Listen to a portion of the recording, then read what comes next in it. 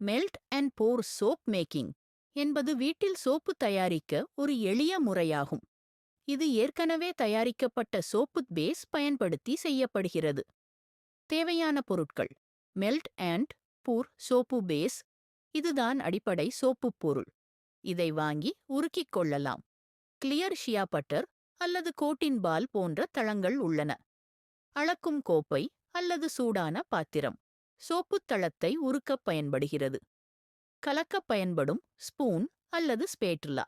நறுமண எண்ணெய் அல்லது எசென்ஷியல் எண்ணெய். இசோப்புக்கு நல்ல வாசனை சேர்க்க சருமத்திற்கு பாதுகாப்பான எண்ணெய்களை தேர்ந்தெடுக்கவும். சோப்பு நிறமூட்டி சோப் கொலோரண்ட் விருப்பப்பட்டால். திரவ சாயங்கள் லிக்விட் டைஸ், மைக்கா பவுடர்கள், மைக்கே பவுடர்ஸ் அல்லது இயற்கையான நிறமூட்டிகள்.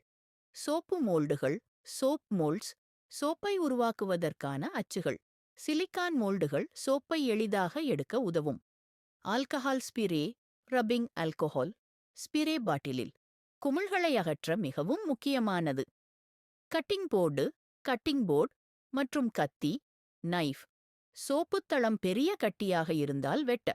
கையுறைகள் கிளவ்ஸ் மற்றும் ஏப்ரான் விருப்பப்பட்டால். சோப்பு தயாரிக்கும் முறை படிவாரியாக. சோப்புத்தளத்தை தயார் செய்தல். பெரிய சோப்புத்தளமாக இருந்தால் அதை சிறிய சமளவுள்ள துண்டுகளாக வெட்டவும். வெட்டப்பட்ட சோப்புத் துண்டுகளை பாதுகாப்பான பாத்திரத்தில் வைக்கவும். மைக்ரோவேவில் வைத்து உருக்கவும். முதலில் 30 வினாடிகள் உருக்கி கிளறிவிட்டு பின்னர் மீண்டும் 20 முதல் 30 வினாடிகள் உருக்கவும். சோப்பு உருகும் வரை கிளறவும். சோப்பை அதிகம் சூடாக்க வேண்டாம், அது கருகிவிடும். சோப்பு திரவமாகவும் கட்டிகள் இல்லாமலும் இருக்க வேண்டும். நிறம் மற்றும் வாசனை சேர்த்தல்.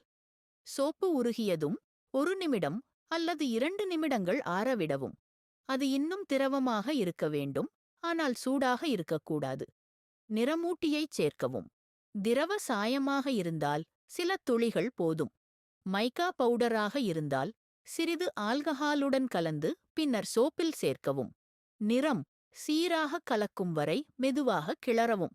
அடுத்து நறுமண எண்ணெய் அல்லது எசென்ஷியல் எண்ணெயைச் சேர்க்கவும். ஒரு பவுண்டு சோப்புத் தளத்திற்கு சுமார் அரை முதல் 1 டீஸ்பூன் எண்ணெய் போதும். வாசனை கலக்கும் வரை மெதுவாக கிளறவும். அச்சுகளில் ஊற்றுதல். நறுமணமும் நிறமும் கலந்த சோப்பு கலவையை கவனமாக அச்சுகளில் ஊற்றவும். அச்சின் மேல் சிறிது இடம் விட்டு நிரப்பவும். ஊற்றிய உடனேயே ஆல்கஹால் ஸ்ப்ரே பாட்டிலைக் கொண்டு ஒவ்வொரு சோப்பின் மேற்பரப்பிலும் மெதுவாக தெளிக்கவும். இது குமிழ்களை அகற்ற உதவும். ஆறவிடுதல் மற்றும் அச்சில் இருந்து எடுத்தல். சோப்புகளை முழுமையாக ஆறவிட்டு கெட்டியாக விடவும்.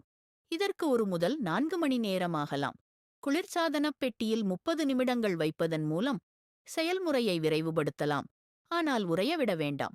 சோப்புகள் கெட்டியானதும் சிலிக்கான் மோல்டை மெதுவாக வளைத்து சோப்பை அச்சில் இருந்து எடுக்கவும்.